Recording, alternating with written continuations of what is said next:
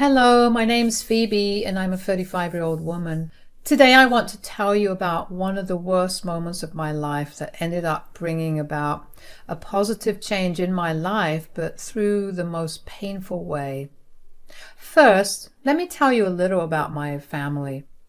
I grew up with no siblings and only my two parents. My family was pretty wealthy and my parents made it a point to make sure that I enjoyed every part of life growing up. The biggest contributor to that was my dad.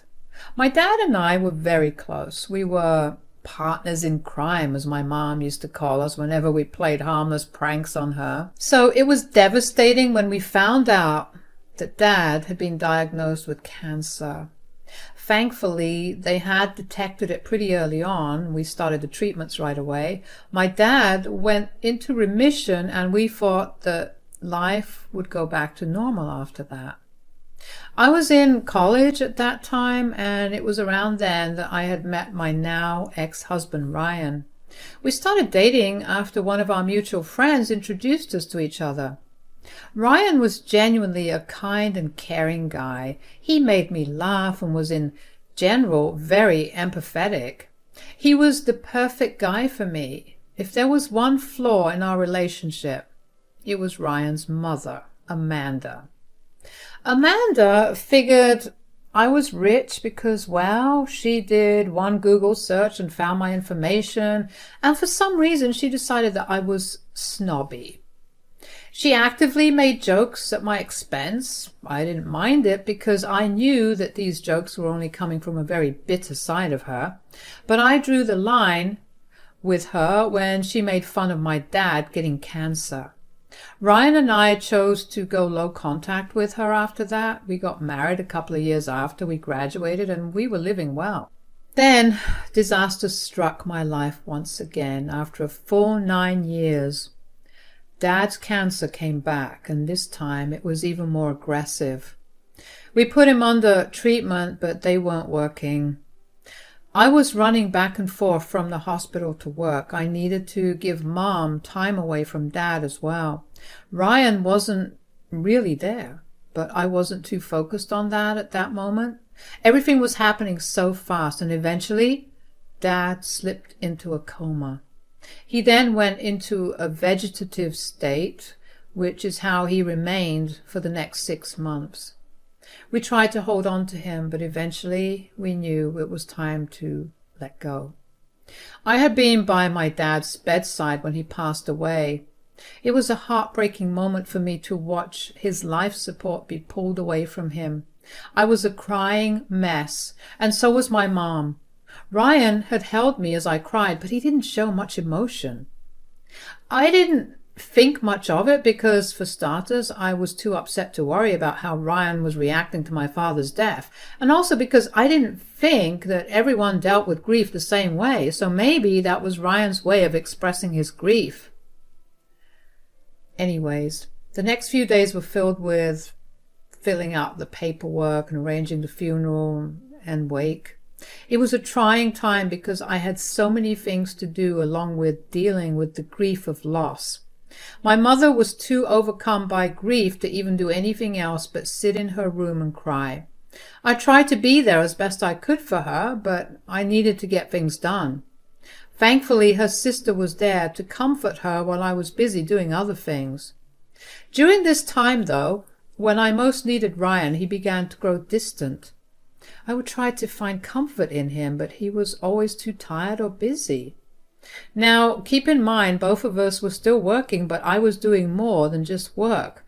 I tried to be understanding of his tiredness, but I found it really hard, considering I was still shaken up by my father's death. I approached him about it one day. "Can we talk?" "Yeah, what is it?" "You seem off." "Off? What do you mean?" "I mean, you seem really distant and uncaring." "You're going to have to be clearer than that, Phoebe." "Well, I've been struggling for a while now with Dad's death and all, but every time I try to talk to you about it, you just shut off." "I don't know how you expect me to react to that." "Just tell me if I've done something to you. You were more considerate when my dog died. You were kind and caring, but when it comes to my father... Your dad dying is very different from your dog dying. I don't know how to help you out about it. I don't expect you to comfort me with words or anything. Maybe just hold me or just listen to me. That itself would be more than enough. I don't think that will help you out. You need more than that. You know what? I'm feeling really tired. Can we not do this right now? He did it again. I mean, I did not know why I expected anything else from him. I felt so hurt and upset at what he was doing, but I couldn't seem to wrap my head around why he was doing it. I decided to just leave him because I had much more important things weighing on my mind. Ryan chose to not attend the funeral, and while I was upset, I was also angry. I didn't have time to feel it, though, because I was busy interacting with other family members and friends. My mother did ask where Ryan was, but I told her to leave it alone. I stayed with my mom for another few days after the funeral was done. I needed to be with someone who could understand and comfort me. Plus, I got to be that person for my mother, too. We spent our time watching all of Dad's favorite movies and eating his favorite foods. Ryan would call me once a day, and I would give him one-word replies. I hoped that he would understand just how mad I was at him. Even if he did understand it, he never acted any differently. He just continued to go on as if nothing was wrong. During these days, I also got what Dad had willed to me. He had quite a few assets in his name, and I got about 60% of it, while my mom got the rest. Don't get me wrong, Mom got the house and the rest of the money that Dad had, so she was still pretty set for the rest of her life. Dad just thought that I would benefit from a little more considering I was younger. I didn't tell Ryan about it because I didn't see why I needed to tell him when I was still upset with him. When I finally got back home, I did it without telling Ryan about it. I walked in and I noticed that Ryan's mother, Amanda, was there. I didn't know why she was there, considering Ryan and I had agreed to have barely any contact with her. I almost walked into the room when I heard them talking. So, I just spoke to Julia, and she told me that Phoebe left her house and will be here shortly. I don't know how I'm going to deal with her emotional messiness. Look, you just have to put up with it for a little while longer. We have a bigger plan than we need to focus on. I know, but it's just so hard to pretend like I care about her emotions. Ryan, Julia told me that Phoebe knows about her share of the inheritance. Knows? Hasn't she got it yet? The paperwork is still processing, so it will be a while, but it's a lot of money. How big are we talking here? Like life-changing money or just make life more comfortable money? Hell yeah. How are we going to go about getting that money into our hands? Well, you just have to be very emotionally available to her. You need to make her feel secure and calm. And when you've done that, you can slowly ask her what her bank details are, just so you can check if the money got credited into her account. I don't think she'll give up her bank details that easily, Mom. She's grieving right now. She doesn't have the same reasoning skills that she had before. All she will see is her husband trying to lighten the load of her worries, and she'll give it up. You know what? You're right. Knowing how stupid she can be when she's emotional, I just know that this plan will work. Once you have access to her account, withdraw the money, then deposit it into my account. I'm so excited. I can't believe someone as boring as her gets to have that much money. Life can be unfair in the worst ways possible, my dear. I couldn't believe what I was hearing. Which was why, midway through their conversation, I started recording everything they said. I felt sick and like I was about to throw up. I heard Amanda and Ryan laughing at me, and I didn't understand why Ryan suddenly viewed me that way. Or was it not suddenly? Had he only been with me because he knew that I came from money? The thought was too sickening for me to keep thinking, so I quietly left the house.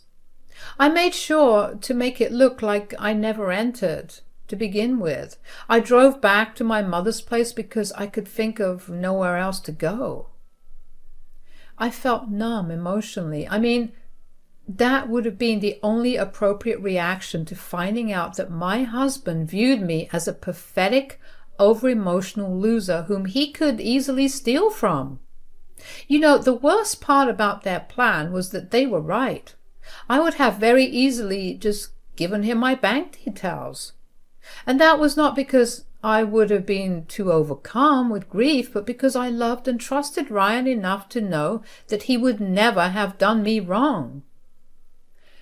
If I hadn't overheard their conversation, I would have fallen into their stupid trap, and that pain would have been even worse because not only would Ryan have betrayed me, but he would have also stolen the only thing that Dad left for me.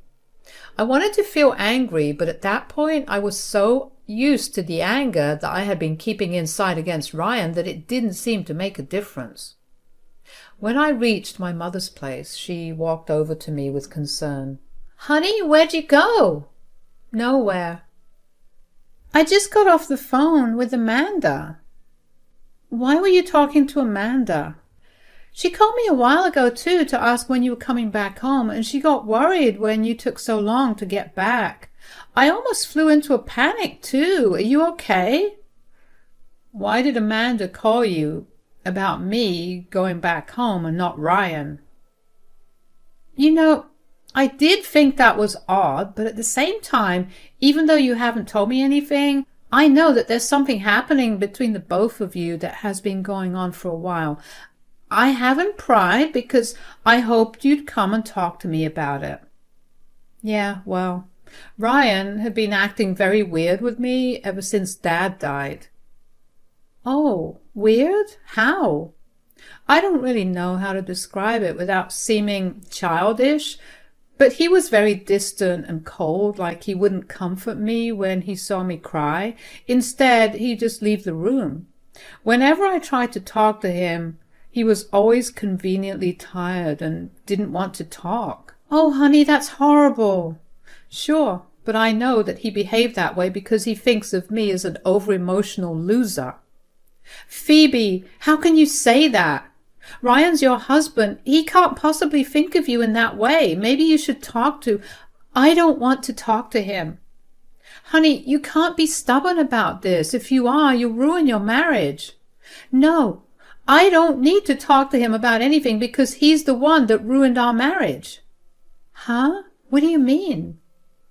I played the recording back to my mother and watched as her face turned from confusion to pure horror and disgust. She asked me if the recording was real, and I explained how I had reached back home just after she got off call with Amanda. I happened to hear them speak, and I recorded it because I couldn't believe my ears. My mother was understandably furious. She gave me the biggest hug and tried her best to make me feel better, but I was so emotionally drained that I couldn't reciprocate any of her emotions or even appreciate her actions. I just asked her if I could crash for the day and if we could deal with everything the next day, and she assured me that we could. The next morning I woke up to a flurry of texts from Ryan asking me where I was. I didn't want to reply to him, but I knew that I couldn't let him know that I found out about his plans. I asked my mom if she had told Ryan or Amanda anything about me being with her, and she told me that she had gone to sleep right after me. So I quickly texted Ryan that I was back at my mother's place because she ended up not feeling too well last night, and I turned around and went back to her.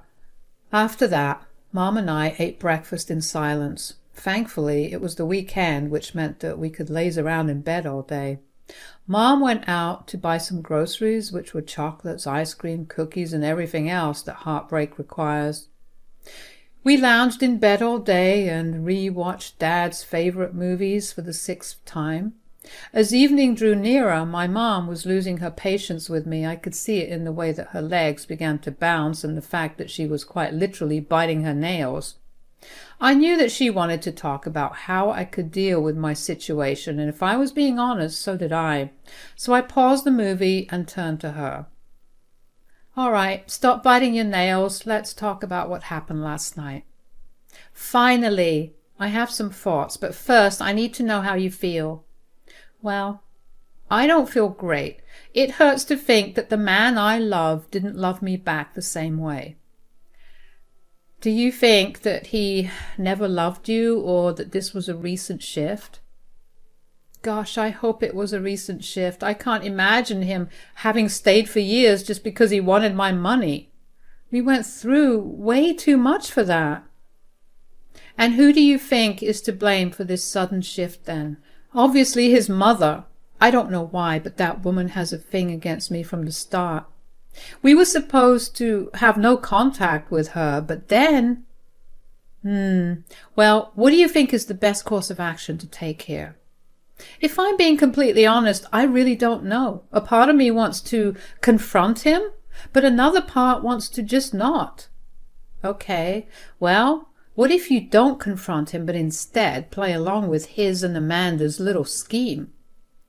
You mean like trick them into believing that their plan is working? Yes. And what you could do is also record everything they say and do. I say you should bug the entire house with cameras and microphones. Nothing either of them do or say can get away from you. But what do I do with all that? Oh, honey, you leave him. You deserve someone who's at least 1,000,000 times better than him. You're right. I'll do that. With that, we decided to put our plan into motion. The first thing we did the next morning was go to our local Home Depot and buy the hidden cameras. These cameras come equipped with the audio feature, so I didn't have to worry about anything else. We went over to our place when Ryan was at work so we could set everything up. We left things as they were and found a divorce lawyer to file my divorce and represent me. I got back home again only after Ryan got back from work. He seemed surprised to see me, but I just told him that my mother was feeling all better, so I came back home. Ryan had a sudden change in character. Suddenly, he was patiently waiting to hear me talk about my feelings. I only felt anger towards him for doing that. I knew that the change was only because he wanted to steal from me. However, I kept my cool and played my part, although instead of pouring my heart out to him, I made sure to tell him that I was just too tired and drained to think of anything. This went on for a week, and Ryan was very affectionate and caring. He made me all my favorite foods every day and even took on all the chores. I wished that all of that was genuine, especially because when he did those things for me, sometimes I would look into his eyes and I couldn't understand how a man so cruel could be so nice. I would not see any hatred or annoyance in his eyes, and that only made me more bitter. Finally, he asked me for my bank details one night. "Hey, darling, how are you feeling?" I really don't want to talk about it. You know, it's not healthy that you keep talking about how you feel away. I'm here for you. You know that, right? Yeah, of course I know that. Maybe I should get into therapy, though. I don't think you'd be able to help me out with the immense amount of grief I'm dealing with. I fully support that. Anything to see you happy, darling. But how are we going to afford a therapist? I mean, this is the nicest way, but aren't they, like, pretty expensive? Yeah. But Dad left me some money, and when it hits my bank, I can get therapy. Oh, I bet that's a lot of paperwork. You know what? Why don't you let me handle all of that? Huh? Why? I don't mind doing the paperwork. Shh. It'll only put more stress on you. I just want my love to rest and heal right now. Why don't you let me take care of things, at least as an apology for how I behaved before? All right, I guess. I gave him my bank information, except I gave him the wrong PIN. You see, when he did eventually try to get into my account, his wrong attempts would prompt me to get a message from my bank. That would also serve as proof of his attempted theft. After that, it was only a matter of waiting. It took Ryan another 4 days before he attempted to withdraw the money that had been deposited in my account. He also decided to log into my bank through the bank app on his phone. It did not work. Next, he tried to withdraw money from the ATM. He must have tried it multiple times at work because my bank called me to inform me of the multiple attempts to withdraw money using the wrong pins. Another thing was that Amanda, she came over to our place whenever I was at work and Ryan was there. The two of them would talk about how their plan was taking time and how Ryan was unable to log into the account. With everything in my hands, I acted like I was going to work one day and made my way back home once Ryan was gone. I packed up all my things and only left him the divorce papers. I also left him a note stating that if he wanted to contact me, he should do it through my lawyer. I handed over the evidence to my lawyer and let her deal with everything thereafter. Ryan, of course, tried to contact me many times, but I just blocked him. Amanda also texted me a bunch saying things like I was ruining their lives and that I owed Ryan an apology for wasting all his time. Knowing the both of them and their greed, they contested the divorce. The both of them looked proud when I saw them in the courtroom, but that didn't last too long. After the hearing started, my lawyer presented the court with the evidence of Ryan and Amanda plotting to steal my inheritance just days after my father died. To say they looked shocked would be an understatement. Both of them looked like they had seen ghosts, while their lawyer looked angry beyond belief. The hearings lasted pretty long because Ryan tried to claim that I was financially abusing him for years because even though I come from money, I never contributed it to the household, which resulted in him having to work like a dog to survive. However, my father had made it explicitly clear to me that when I moved out of the house, whatever age it be, I was not going to get a cent from him unless I absolutely needed it. The best part was that my dad had it in writing, so I could also provide the court with that in writing. Needless to say, that made an even worse impression on Ryan. Finally, the judge ruled that because of Ryan's attempted theft, instead of paying a fine, I was to get 85% of all our joint assets. Amanda and Ryan were furious, but this time it was my turn to look smug. I walked out of that courtroom with so much pride and confidence, and I have never gotten down from that high. Ryan and Amanda called and texted me a bunch to tell me that I was insensitive and manipulative, that I ruined their lives. Ryan would sometimes throw in an apology and beg me to come back to him, but I won't ever do that. My mom and I are living pretty happily right now. Dad's death is still painful to remember, but at least it brought about a positive change in my life. Thank you for listening.